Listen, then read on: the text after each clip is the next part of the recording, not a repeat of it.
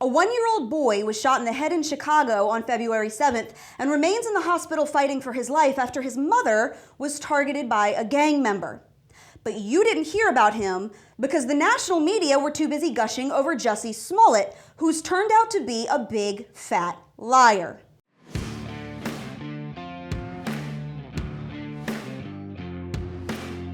Around 5:30 p.m. on February 7th, 1-year-old Chase Irving was shot in the head in Chicago while sitting in a car with 2 other children after police say a gang member targeted his mother and missed.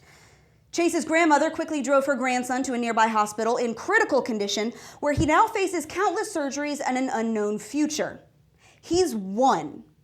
Now, police say they haven't yet caught the shooter who may very well have ended this little boy's life, but they did put nearly 24 officers on the Jussie Smollett hate crime investigation, only to find out that Smollett had made the entire thing up.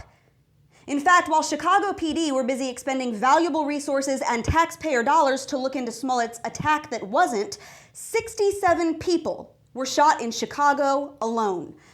They include 1-year-old Chase, 14-year-old Michael Orozco, 21-year-old Adrian Campos, and 23-year-old Nina Edwards. 8 of these shooting victims have died.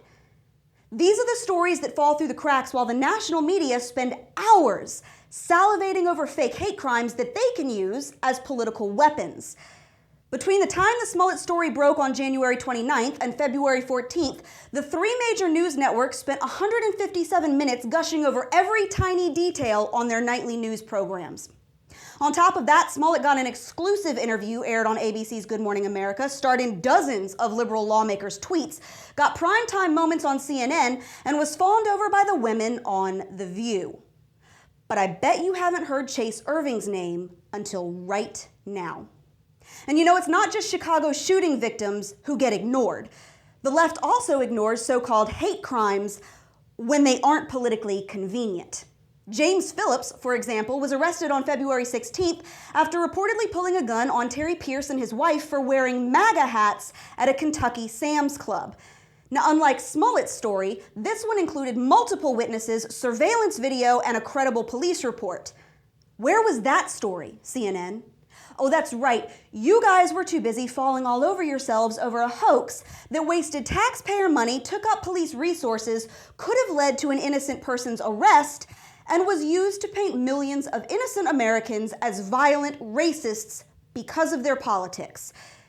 I guess the joke's on you as Jussie Smollett's now turned himself over to police and been charged with filing a false police report, which could net him 1 to 3 years in jail and a slew of fines. Oh, and by the way, for anyone who cares, Chase Irving, still on life support. And that's your Reality Check, America. Make sure you like us on Facebook and Twitter, subscribe to our YouTube page, and stay sane out there.